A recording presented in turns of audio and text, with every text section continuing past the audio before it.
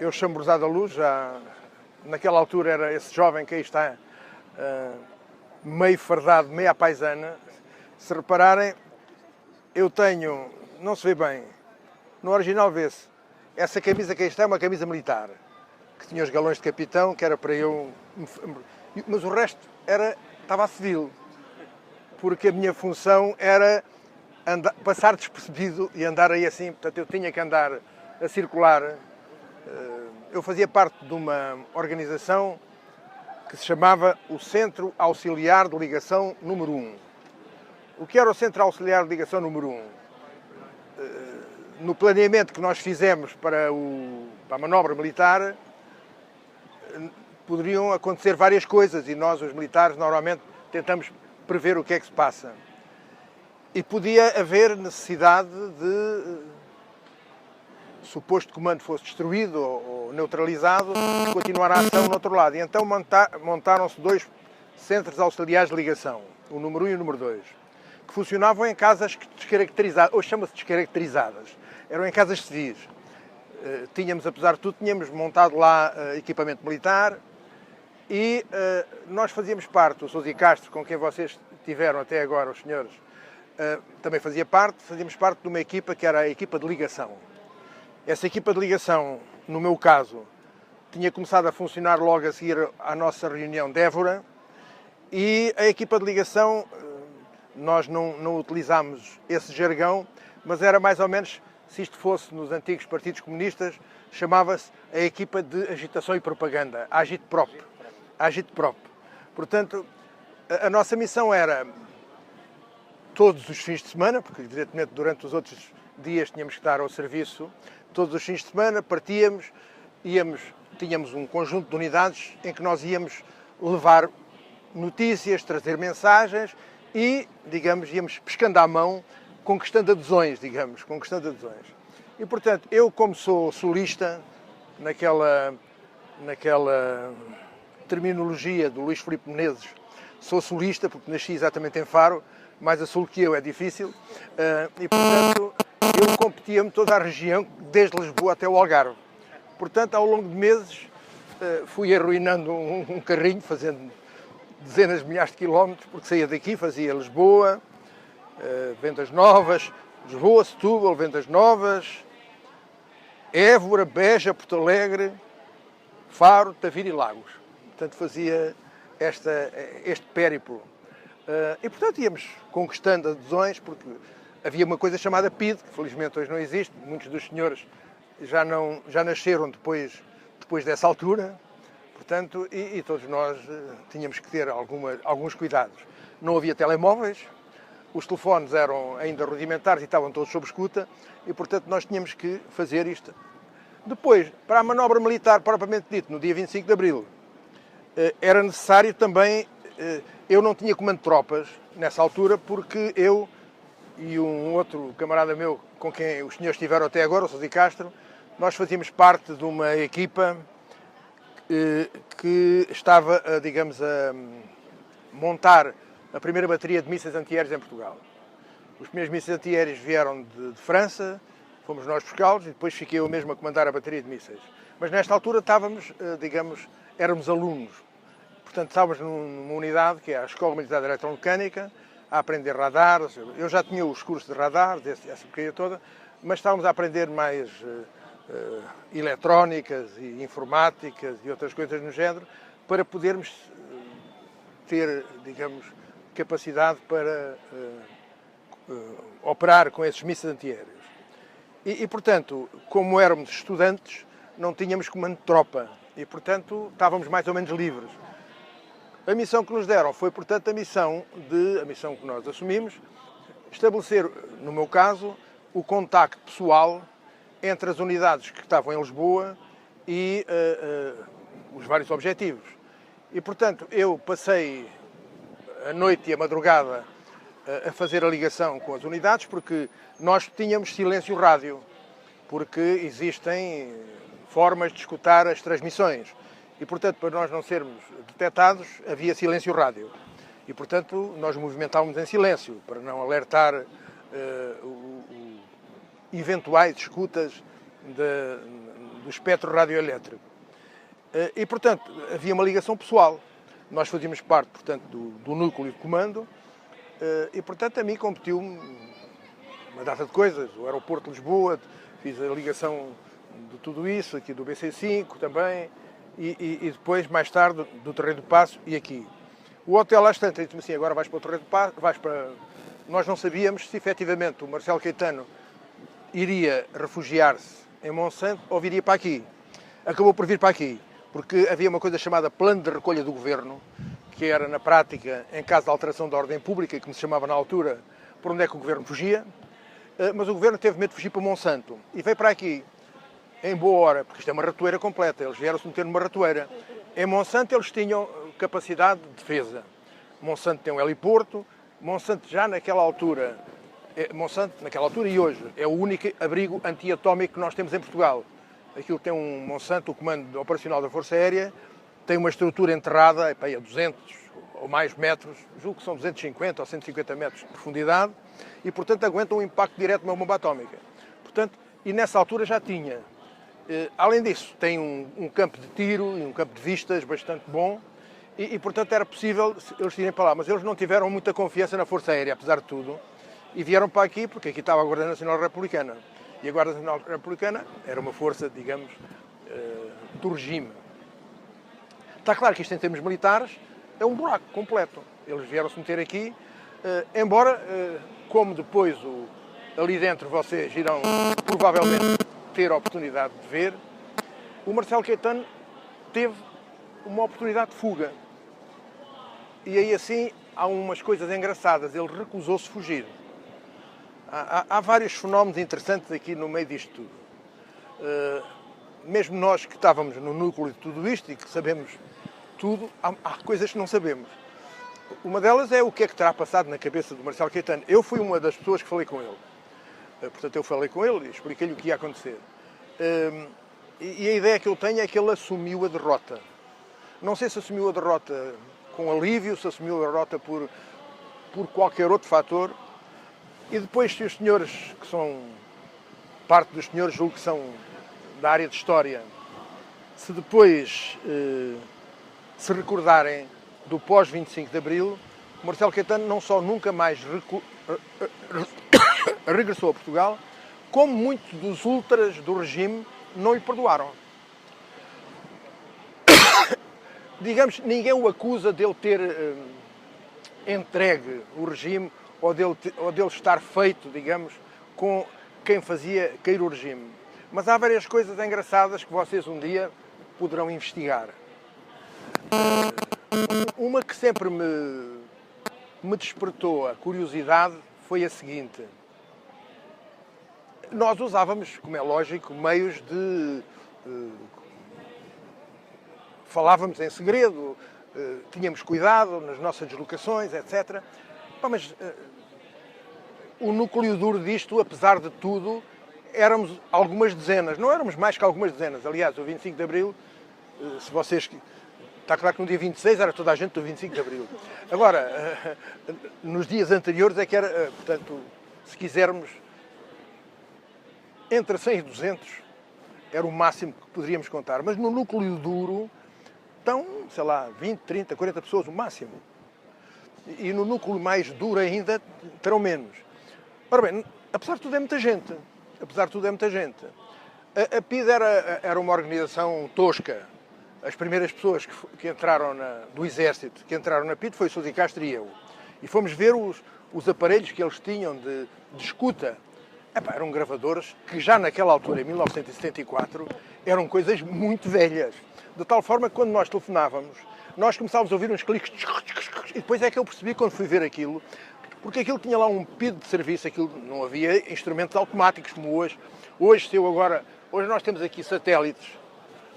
E se eu agora disser Al-Qaeda, alguém está a começar a gravar já. Porque hoje é possível isso, é automático, as coisas são automáticas. E nesta altura, se a gente quiser chatear alguém, é a gente começar a dizer Al-Qaeda, não sei o quê, e há uma organização qualquer lá nos Estados Unidos, a NSA, aquelas porcarias todas, que começa a gravar e eles já têm capacidade, têm satélites que nós não vemos, mas que reconhecem-nos quase a fotografia onde nós estamos aqui. Naquela altura, não. Naquela altura era tudo... Os PIDs, a gente percebia quem eram os PIDs, porque eles normalmente também disfarçavam mal. E, portanto, aquela ideia que nós temos do indivíduo gabardino, mal encarado, era mesmo isso. Era mesmo isso. E, portanto, hoje não. Hoje as coisas não são assim. Portanto, isto é só para dizer que uma das teorias que eu tenho é que o Marcelo Caetano, se não estava informado, é porque era muito incompetente. Se vocês olharem, havia um inspetor que era o homem que ia falar com ele. Que era aliás, no comando disto tudo havia 3 ou 4, se vocês forem à hierarquia da PIDE. E um dos homens que estava na hierarquia da PIDE mais altamente colocado era o inspetor Pereira de Carvalho. O inspetor Pereira de Carvalho era ele que ia falar diretamente com o Marcelo Caetano. Ora bem, quais eram as escolas de onde eles vinham? Enquanto, por exemplo, o Barbieri Cardoso vinha da escola francesa e tinha, as ligações que ele tinha eram com a Défense e Surveillance do Territoire, com a DST, e enquanto o Tienza, que era um torcionário, tinha mais relações com os espanhóis, etc., portanto era assim, o Pereira de Carvalho estava ligado diretamente à CIA. E a CIA não suportava o regime português, atenção. O Salazar não tinha o beneplácito da CIA. Aturavam-no, como vocês sabem, ele acabou por fazer alguns flicos flacos e os americanos também, mas não era um regime bem quisto. E isto dá para pensar. Isto dá para pensar. Não consigo ir mais longe, mas pelo menos fico com uma série de pontos de interrogação na cabeça. Bom, isto é só para dizer que nós, dentro desta equipa de ligação, nós, durante o dia 25 de Abril, fizemos a ligação com as tropas que evoluíam no terreno. E às tantas o hotel mandou-me para aqui. Eu cheguei aqui pouco tempo antes pouco tempo depois do Salgueiro Maia. O Salgueiro Maia deve ter chegado aqui, sei lá, um quarto de hora, meia hora antes de mim. Estacionei o meu carro, porque eu andava à paisana, depois é que tinha, nem armado andava, depois é que tinha o dolman do uniforme número 3 para que os soldados me conhecessem, pelo menos conheciam que era um oficial, e estacionei ali ao pé do antigo Chiado. Estacionei ali mesmo na rua do Carmo, estacionei ali e fiz isto tudo a pé. Portanto, quando eu aqui cheguei, ainda o dispositivo estava a ser instalado, mais ou menos. Eu lembro-me que passei parte do tempo junto daquele prédio que agora está pintado de cor-de-rosa, porque era além que o Maia tinha mais ou menos o seu posto de comando, entre aspas. Isto ainda não tinha, quando eu aqui cheguei, ainda não estava aqui ninguém, porque as pessoas estavam todas lá embaixo. As pessoas estavam todas contidas, havia um carro, uma EBR, aquelas que têm um canudo muito grande, um canhão grande, mas é de rodas, não é de... Perdão, é de 4 rodas, não é de rasto. Estava estacionada mesmo em frente da porta do Chiado e, portanto, ninguém vinha dali para aqui. Portanto, aqui assim, isto ainda estava tudo, digamos, em paz, entre aspas, não havia aquela multidão toda. Ora bem, isto passa-se por volta das 13 horas, mais ou menos. Portanto, eu fiquei aqui até depois do Salgueiro Maia se ir embora. Portanto, imaginem, passei aqui uma data de horas. E, portanto, eu fazia a ligação com o Salgueiro Maia e o posto de comando. Portanto, era essa a minha missão. E, portanto, deram-se aqui os episódios todos que vocês já ouviram falar, deram-se todos. Eu trouxe isto, curiosamente, há uma revista, há um jornal que eu não compro nem por nada, chamado Correio da Manhã, que curiosamente, quando o 25 de Abril fez 40 anos, portanto em 2014, publicou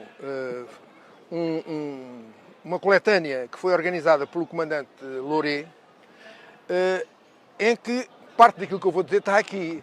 É das coisas mais completas que eu vi publicadas sobre o 25 de Abril. Este é o número 5 e parte daquilo que eu vou dizer, aliás, diz-se aqui muito mais do que eu vou dizer porque não tem tempo.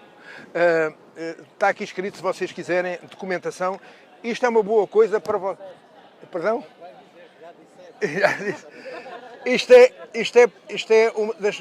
Isto são para aí 10, não sei quantos são 8 ou 9. Este é o número 5. Vale a pena vocês lerem porque é muito completo, é interessante. Ora bem, portanto, cheguei aqui por volta da 1 hora. E agora,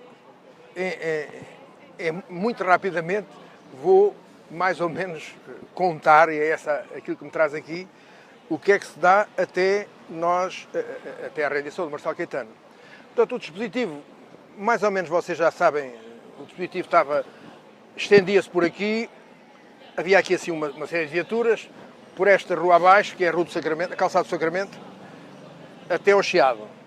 Daquele lado, ali assim, onde está o Teatro de Trindade e no Camões, ainda haviam forças inimigas, digamos. O Brigadeiro Junqueira dos Reis ainda conseguiu trazer cá para cima, se não me engano, 2 M47. Não sei se eram 2, julgo que eram 2 ou 3 M47. Portanto, nós estávamos aqui perfeitamente cercados. O Salgueiro Maia tinha aqui um esquadrão à qual eles chamam um esquadrão de reconhecimento. Os cavaleiros, quando têm uma data de viaturas diferentes umas das outras e não conseguem juntá-las todas, chamam aquilo um esquadrão de reconhecimento. Se vocês olharem para o esquadrão de reconhecimento, aquilo tem uma data de viaturas, cada qual da sua marca, cada qual da sua... E naquela altura o Exército... Eu, por exemplo, na minha unidade, eu às tantas fui oficial de logística, nós somos tudo da minha unidade. Eu tinha equipamentos militares de 14 nacionalidades diferentes. Agora vocês imaginam o que é fazer a manutenção de equipamentos com 14 filosofias diferentes de manutenção.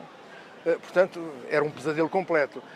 A maior parte dos nossos mecânicos eram excepcionais, dos nossos mecânicos e eletrónicos, etc., eram excepcionais porque tinham que estudar praticamente, digamos, as coisas todas que era o mundo. Nós tínhamos equipamentos americanos, canadianos, ingleses, franceses, belgas, israelitas, espanhóis, holandeses, tudo. Nós tínhamos 14 filosofias diferentes de equipamento. Portanto, vocês fiquem só com essa noção. Portanto, tínhamos aqui, assim, viaturas de todos os feitios, umas maiores, outras mais pequeninas. As viaturas mais poderosas não eram nossas, eram do Brigadeiro Junqueira dos Reis, que era o comandante do inimigo. E nós começámos a sacá-las, desde lá de baixo do Terreiro do Paço, portanto, mas aqui ele ainda tinha duas dele, ainda tinha duas que eram dele. Como é que nós fizemos? Bom, os oficiais foram falar com os oficiais, os sargentos foram falar com os sargentos, os soldados foram falar com os soldados, e às tantas o Brigadeiro Junqueira dos Reis tinha os carros de combate, mas já não tinha pessoal. Era só ele e o condutor. E, portanto, foi-se embora. E desapareceu daqui, não apareceu mais. Portanto, nós íamos... Como é que nós fazíamos? Íamos falando com a malta. Olha lá, então, tu agora estás do lado desses gajos. Então a malta vai ver a isto, aquelas coisas todas. Portanto, isto aqui, assim, fazíamos uma ação política em pleno combate. Em pleno combate, virávamos... Bom, às tantas aparece-nos daquele lado, ali nesse lar que aí está, aparece-nos uma companhia de infantaria do Regimento de Infantaria 1. Nós estávamos convencidos que era uma companhia nossa, porque na nossa missão a companhia do Regimento de Infantaria 1 era nossa.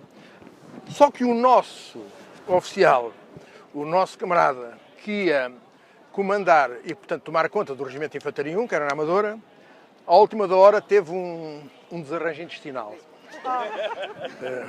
Não sei se foi psicológico, se foi outra coisa qualquer. Bom, mais tarde, digamos, ele foi o chefe da segurança de um Presidente da República. Não sei se ficou muito seguro, mas o que é certo é que teve um desarranjo intestinal. E, portanto, essa força que nós pensávamos que era nossa, era do outro lado, era do inimigo. E então aparece-nos ali uma companhia inteira, uma companhia de combate, do Regimento de Infantaria 1, e nós estávamos convencidos, olha, estes são nossos. Não eram nossos, eram do inimigo. Conclusão, tivemos que fazer a mesma coisa. Tivemos que ir falar, nós fomos falar, eu e o Maia, fomos falar com o capitão, que era um capitão do quadro especial de oficiais, o Fernandes, fomos falar com ele, eu estou aqui assim a cumprir ordens do Brigadeiro Junqueira dos Reis. Sim, nós saímos à ordem do quartel-general. Então e lá, e vamos andar agora aos tiros, uns com os outros, vê lá, onde é que te mete, não sei o quê. Bom, os nossos sargentos iam falar com os sargentos, os nossos oficiais iam falar com os sargentos. Bom, pronto, então eu passo-me para o vosso lado, e passou-se também para o nosso lado. Mas isso não chegava, porque nós, aqui assim, era o Comando-Geral da Guarda Nacional Republicana. Eles eram muitos e estavam fortemente armados.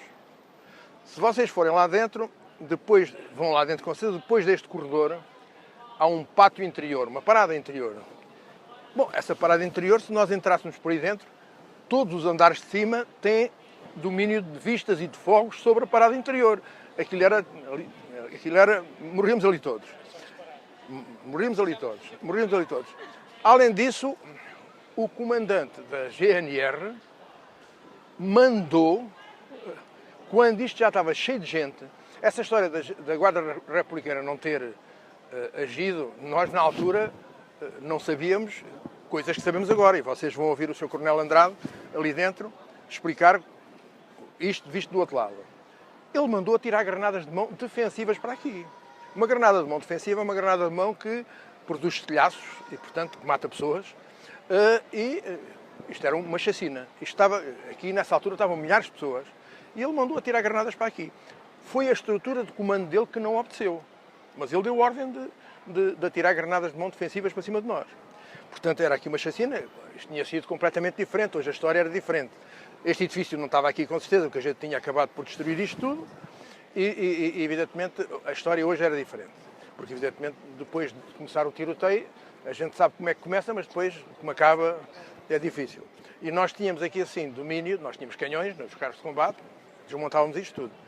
E, portanto, havia aqui, assim, uma carga de trabalhos. Bom, mas isso era só para dizer que aqui, assim, nesta zona, nós estávamos completamente cercados. Ali, assim, na calçada do Combro, havia um batalhão da GNR. O batalhão tem várias companhias, portanto, era uma força também enorme. Ali, assim, 2 ruas para lá, era o comando da Polícia de Segurança Pública de Lisboa, que era o Governo Civil, onde hoje é um museu, ali ao pé da ópera, do Teatro de Dom Carlos. Mais acima é a sede da PIDE. É a sede da PIDE. Portanto, nós tínhamos uma companhia da polícia aqui, daquele lado, tínhamos uma companhia da GNR daquele lado também a cercar-nos, tínhamos ali um batalhão, tínhamos aqui esta gente, tínhamos a PIDE e o comando da polícia. Portanto, era uma operação que era necessário que se desenvolvesse rapidamente. E as ordens que eu transmiti ao Maia, isto tem que se acabar já porque nós estamos em inferioridade numérica. Além disso, isto é engraçado, se vocês forem ver as fotografias daquela altura, nós estamos agora em outubro, isto está cheio de folhas, não havia uma única folha nestas árvores. Só se vêem pessoas por aí assim, não havia uma única folha. Portanto, todas estas janelas estavam à vista e os telhados estava tudo à vista. Agora está tudo coberto e nós estamos aqui dentro disto. As árvores devem ser as mesmas, com certeza que não crescem assim tão depressa, mas, portanto, havia também o receio, porque nós tivemos, nessa altura, essa notícia, que a PIDE estava a preparar uma operação para mandar uns snipers, dar uns tiros para aqui, para causar aqui uma grande confusão, a ver se no meio da confusão conseguiam sacar daqui o professor Marcelo Caetano.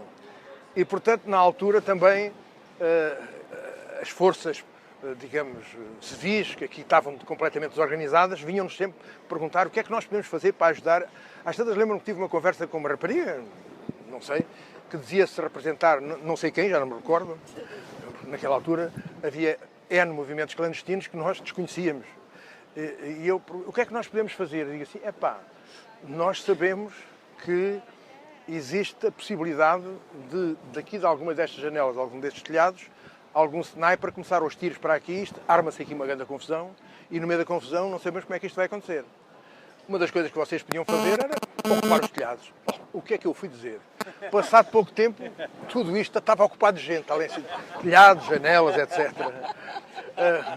Outra coisa que aconteceu interessante foi, às tantas, nós tínhamos essa informação, chegávamos, oxa, capitão, agora estão ali uns carros da GNR, estão ali. Nós sabíamos tudo, vinha toda a gente dar-nos informações.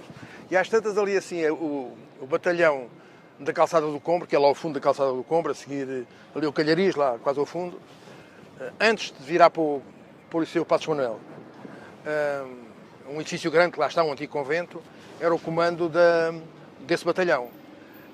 E eles começaram a evoluir. E eu digo assim, vocês, uma coisa que podem fazer é atravancar com os carros que aí estão a essas ruas, que é para eles não poderem circular de carros. O que é que eu fui dizer? Às tantas já ninguém circulava aqui, que aquela malta com os carros, agarrava nos carros, atravancou e as ruas todas. Isto é, nós tínhamos, nessa altura, tivemos também daqui ajudas militares dos próprios civis que aqui andavam. Portanto, digamos que isto era tudo muito movimentado, não dá para contar. A ação propriamente dita. Ora bem, a ação era necessário capturar o governo e o primeiro-ministro. Era aí que se materializava a ação. Ora bem, o impasse deu-se porque eles não se rendiam. E nós também não queríamos usar a força, digamos, que tínhamos. E, portanto, começou o tal fenómeno dos parlamentares. As parlamentações, que duraram horas. O hotel, às tantas, mandou para cá, mas já cá chegaram tarde, um tenente-coronel, o tenente-coronel Correia de Campos, mais um civil que tinha feito o serviço militar com ele e que aparece sempre em todas as fotografias ao lado do tenente-coronel Correia de Campos, que eu esqueço-me sempre do nome dele. Brito e Cunha. Brito e Cunha. Tinha sido alferes com ele, julgo que na Guiné. Exatamente, o Brito e Cunha. Ele aparece em vários filmes, aparece lá embaixo foi, mas é um espontâneo que aparece que não tem nada a ver com nada disto, atenção. Ele aparece porque o tenente-coronel Correia de Campos, que também não está metido nisto, mas cá às tantas o hotel utilizou como seu oficial de ligação para algumas missões, porque ele era de cavalaria e conhecia bem o pessoal de Cavalaria 7. E, portanto, ele utiliza o Correia de Campos para tentar neutralizar o pessoal de Cavalaria 7. E o Brito e Cunha tinha sido alferes dele, julgo que na Guiné, mas já era civil, mas ele utilizou, pronto, ele também quis. Ele aparece aqui assim em N sítios, aparece também ali em cima de um carro de combate, etc. E o Brito e Cunha, só que o Brito e Cunha e o Correia de Campos só aparecem aqui já tarde e más horas. Entretanto, nós estamos além com o Salgueiro Maia com o seu megafone ia tentando obter a rendição do professor Marcelo Caetano e das tropas da GNR, mas moita carrasco, não havia nada. Nós lá dentro tínhamos um oficial nosso, da GNR, que era primo do Otelo, que era o Major Velasco, que de vez em quando aparecia ali àquela porta, aparecia assim devagarinho, a malta via, olha, está ali o Velasco é nosso. E ele ia-nos... Mas era difícil nós chegarmos a eles, porque por um lado ele não se podia denunciar, porque estava lá dentro. E por outro lado, nós também não o podíamos denunciar a ele. E portanto isto era uma coisa um bocado difícil. Mas nós sabíamos que pelo menos daquele lado temos ali o Velasco. E o Velasco ia dizendo, vão com calma, que a malta, estamos a ver se damos a volta a isto. E portanto, as coisas iam-se desenrolando. Eu encontrei ali um coronel, que eu conto aqui, um coronel de cavalaria, que era um homem que tinha ficado desempregado porque de manhã ele trabalhava lá em cima, ao pé do BC5, do Batalhão de Caçadores 5, e ele trabalhava numa coisa chamada Quartel-Mestre-General. Como o Quartel-Mestre-General, que era o General Louro, foi capturado, ele ficou sem emprego. E eu encontrei-o lá em cima, de manhã encontrei-o lá em cima, e voltei a encontrá-lo aqui. E às tantas, dizia o Salgueiro Maia assim, eu sou capitão, os gajos são generais, é o primeiro-ministro, os gajos não me ligam puto. Se houvesse aqui um gajo de maior patente, e eu de repente vejo aquele coronel. Digo assim, meu coronel, venha cá, você quer entrar na história? É para já. E o coronel oferece para ser um parlamentar, um coronel de cavalaria. Mais tarde, se vocês forem ver aqueles filmes do 25 de Abril, vão encontrá-lo aonde? Vão encontrá-lo lá em cima, em Caxias. Ele a falar a toda a gente, a dizer que o homem não tem nada a ver com isto. Agora, o que é que acontece? Eu achei muito curioso porque aquele coronel aparece em vários sítios.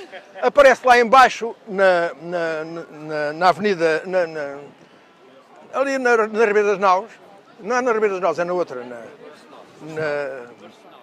na Rua do Arsenal, aparece na Rua do Arsenal, aparece aqui, já tinha aparecido lá em cima, que eu já o tinha visto, e aparece, eu digo assim, mas este gajo não faz parte deste filme.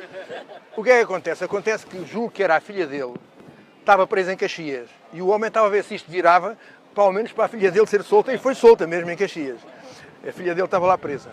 Mas era um homem interessante, era um homem que depois tem várias histórias.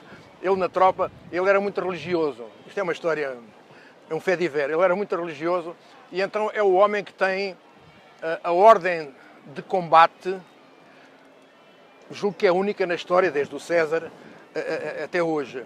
Portanto, ele às tantas, logo no início da guerra, é apanhado na zona de morte numa emboscada. E aquilo mesmo, iam ser todos liquidados. E ele então dá a ordem militar mais caricata que alguma vez a tropa ouviu, que é ajoelhemos e rezemos. Ele é conhecido... Era uma convicção. Ele era convencido. Ele era conhecido por essa ordem militar. Mas adiante. Mas o que é certo é que o homem teve um papel engraçado, ofereceu-se, Ofereceu-se, mas ele aparece aqui também. Vocês se forem ver os filmes, aquele daquele jornalista que conseguiu fazer estes filmes todos, ele aparece lá. Aparece lá em Caxias. Epá, o nome dele deve estar para aqui. Não me perguntem que eu tenho um Alzheimer seletivo para nomes. Mas pronto. Mas o senhor era uma pessoa simpática e prestável. Ora bem, os parlamentares, como é que isto se resolveu? Resolveu-se mais ou menos outra vez com espontâneos. Esta história da guerra, nós temos um planeamento, mas depois da conduta nós temos que ir adaptando o planeamento à realidade. O que é que acontece? Essa história também está mal contada.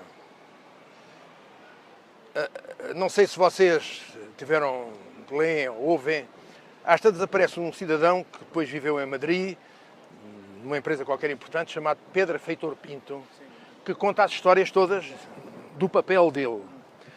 Mas o papel dele é empolado por ele. Porque quem teve o verdadeiro papel, que acabou por resolver esta questão, era o patrão dele. O patrão dele era o Dr. Pedro Pinto. O Dr. Pedro Pinto era secretário de Estado da Informação. Portanto, não havia ministro. Aliás, ele dependia do César Moreira Batista, se não me engano. E ele era o secretário de Estado da Informação. E estava ali a almoçar, ali embaixo, no Grêmio Literário. Não tinha nada a ver com isto, mas de repente começa este salsifré todo e ele disse, vou-me daqui embora, a ver se me safo daqui. E telefonou para o chofer dele, para vir buscar aqui. E quando ele telefona para o chofer dele, já estava o dispositivo montado. E eu estou ali assim, naquela rua, que é a Rua do Carmo, e de repente, lá embaixo, uma algazarra, uma porcaria qualquer, uma coisa complicada, e vem-me entregar um cidadão, um civil. Este gajo deve ser da PID e não sei o que mais. Porque os civis, ele subiu, nessa altura podia subir a Rua do Carmo, e queria vir aqui para a Rua Garrett, e na Rua do Carmo ele começa a apitar, ele era o chofer do seu secretário de Estado, portanto era uma figura importante. Aquilo já estava cheio de gente. E aquela malta, onde é que tu vais, não sei o que mais. E não gostaram da cara dele, sacaram-no para fora do carro. E o homem, como era o chofer do secretário de Estado, estava armado. Isto é uma pistola, isto é um PID. E, portanto, desatam exatamente a agredir o homem. A tropa que lá estava em baixo, estava lá um alferes e um Furriel, que era lá o comandante lá da EBR, para não o lincharem, tiraram-no, e eu andava ali a circular e vieram-me entregar a mim. E eu perguntei, então o que é que o senhor faz aqui? Eu sou o chofer do seu secretário de Estado e venho buscá-lo. Eu digo assim, não vai buscar coisa nenhuma, portanto, trago o carro ficou até à noite, ali assim mesmo em frente da livraria Bertrand, e ele lá dentro. Ora bem, acontece, portanto, que o senhor doutor Pedro Pinto não conseguiu sair. Não conseguiu sair. E começou, e portanto passou ali, aquilo tem uma bela vista sobre tudo isto, passou ali a ver em direto a Revolução. E às tantas o senhor, que conhecia o professor Marcelo Caetano, que evidentemente toda esta gente era amiga, ele era o secretário de Estado, ele era o primeiro-ministro, e conhecia o Spínola também, que o Spínola também fazia parte desta entourage de poder toda. Percebe-se que evidentemente isto é a queda do regime. Percebe-se que isto é a queda do regime, e o que é que ele resolve fazer? Resolve tentar fazer, para toda esta gente, o chefe da Revolução só podia ser o Spínola. Ninguém lhe passava pela cabeça que uns míseros capitães ou majores ou não sei o quê armassem uma revolução. Isto tinha que ter sempre um general. E, portanto, isto é uma guerra entre o general Spínola e o Marcelo Caetano. Como ele conhecia os dois, resolveu fazer um encontro entre ambos. E então chamou o doutor Pedro Feitor Pinto, que por acaso também se chama Pedro Pinto e tem Feitor no meio, Pedro Feitor Pinto, que era naquela altura o diretor-geral da Informação, e o seu chefe de gabinete, que era o doutor Nuno Távora, mandou chamar. E eles vieram. E então, nas nossas costas, sem que nós aqui soubéssemos, nem o posto de comando da Pontinha soubéssemos, ele envia-os a falar com o general Spínola. E eles vão ter com o general Spínola. Entretanto, ele entra também em contacto com o Marcelo Caetano e nas nossas costas começa-se a fazer como é que se chama? Sem que nós soubéssemos de nada, nenhum de nós sabia de nada. Começa-se a fazer uma espécie de um pacto em que o professor Marcelo Caetano, às tantas, concordava em render-se mas tinha que se render diretamente ao general Spínola, que toda a gente, incluindo o Marcelo Caetano, pensava que era o chefe da Revolução. E nós de nada sabíamos. O Spínola também é contactado por ele, mas também fechou a boca e não disse nada ao posto de comando. O Spínola e o Costa Gomes tinham sido contactados previamente e tínhamos-lhes dito que íamos fazer o golpe de Estado. O Spínola e o Costa Gomes, a posição deles era muito simples. Se isto correr bem, eu estou com vocês. Se isto correr mal, não sei nada disso. Não me comprometam. Ora bem, portanto, ficaram a aguardar os acontecimentos. O Spínola tinha com ele um oficial que nós conhecíamos bem, que era o capitão António Ramos, que era, digamos, o seu braço direito. E nós, por intermédio do António Ramos, o António Ramos sabia onde é que era o posto de comando e tinha as coordenadas do posto de comando. E o Spínola sabia disso. Mas o Spínola, muito a carrasco, não disse nada. E nós aqui assim continuávamos nesta espera, sem saber como é que havia de acontecer. Às tantas, no meio deste impasse todo, nós, como já estávamos a perceber que nos podíamos aqui assim ser empalmados por esta gente toda que estava aqui à nossa volta, eu digo ao Salgueiro Maia, Maia, tu tens que abrir fogo, porque nós estamos aqui, isto está a correr mal. Tu tens que abrir fogo, estes gajos não ligam aos nossos parlamentares, o coronel, não ligaram nada ao coronel, não ligam a ninguém. Entretanto chegou o Correio de Campos com o tal Brito e Cunha, também ninguém ligou, isto é, os nossos parlamentares não parlamentavam coisa nenhuma porque eles iam enrolando. Eu digo assim, desculpa lá, Maia, tu tens que abrir fogo. E o Maia diz, desculpa lá, isto... Entretanto, aquela malta que estava contida lá embaixo já tinha vindo por aqui acima, já tínhamos aqui assim, tudo isto era já um arraial de gente que nunca mais acabava. Indivíduos pendurados nos carros de combate, indivíduos pendurados nos canhões, atiradores com um indivíduo, com um miúdo ao lado dele a olhar para a espingarda, sentado. Nas fotografias aquilo são coisas caricatas, são coisas absolutamente caricatas. Eu salguei mais, estamos aqui aos tiros, isto é só prédios, com os ricochetes isto vai acabar mal. Bom, e então ele diz-me, eu tenho que ter uma ordem por escrito do hotel. E eu fui lá, fui ter com o hotel, trouxe a ordem por escrito, e é então que, digamos, as coisas se precipitam e se aceleram. O Salgueiro Maia dá efetivamente ordem de fogo e aparece, isto ficou durante uma data de anos, com uma data de buraquinhos, deve haver fotografias durante muitos anos, isto ficou, eles só rebocaram isto há poucos anos. Isto já se passou há 40 e tal anos, mas isto durante uns 20 anos com os buraquitos lá. E às tantas, mas muito a carrasco, porque eles, apesar das... Eles contam lá, eles agora vão lá ver, quando os senhores forem lá dentro, vão ver lá onde as balas entraram e não sei o quê, porque aquilo são munições de 12-7, que é uma metralhadora, de certa forma, pesada, que faz estragos e aquilo lá dentro faz ricochetes por tudo o que é sítio. As balas batem nas paredes, depois o que acontece é que a trajetória, ninguém sabe para onde é que ela vai. Mas continuaram sem reagir. E é nessa altura que o Maia decide abrir fogo de canhão. E até, e vocês vão ouvir o Coronel Andrade dizer isso, e até mandou abrir fogo. Só que por azar ou por sorte, o primeiro tiro ou o primeiro tiro não, a peça não disparou. E é nesta altura, quando se está neste impasse, que aparecem ali naquela rua duas aves canoras, dois indivíduos muito bem vestidos, lembram perfeitamente, tinham um vestido de gravatinha e acho que tinham um pauzinho com um trapo branco. E o Maia olhamos para aquilo e dissemos assim, o que é isto? Não sabíamos nada deste filme, porque nós não sabíamos nada deste filme.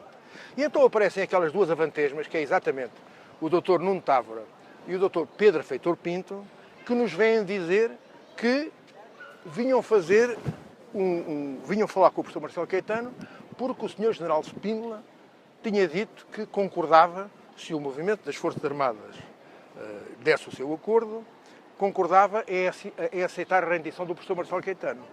Eu olho para o Salgueiro Maia olha para mim, ficamos com cara de parvos, ligámos lá para o comando lá da Pontinha, também não sabia um puto. Mas, pelo simples não, aquilo era um alívio. Vamos lá ver se a gente não desmonta isto a tiro. E então lá foram eles falar com ele.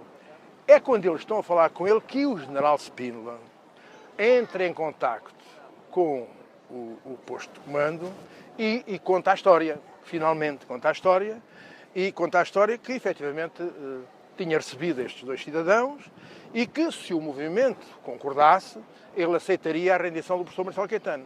É nessa altura que, oficialmente, eles já são os parlamentares, mas até essa altura ninguém sabia do que é que estava a passar. Ora bem, e portanto vou acabar. Portanto, é só para dizer que a própria rendição daqui foi uma rendição que aconteceu, digamos, por acaso. Bom, já queimei o tempo todo, estou à vossa disposição, se quiserem. Normalmente eu conto muito mais histórias, mas hoje tenho o tempo marcado. Já agora... Mas não fazia ideia que aqui também se tinha quebrado a hierarquia de comando. Quando se dá a ordem para atirar as granadas... Não, nós não sabíamos nada do que se passava lá dentro. Não, lá dentro. Sim.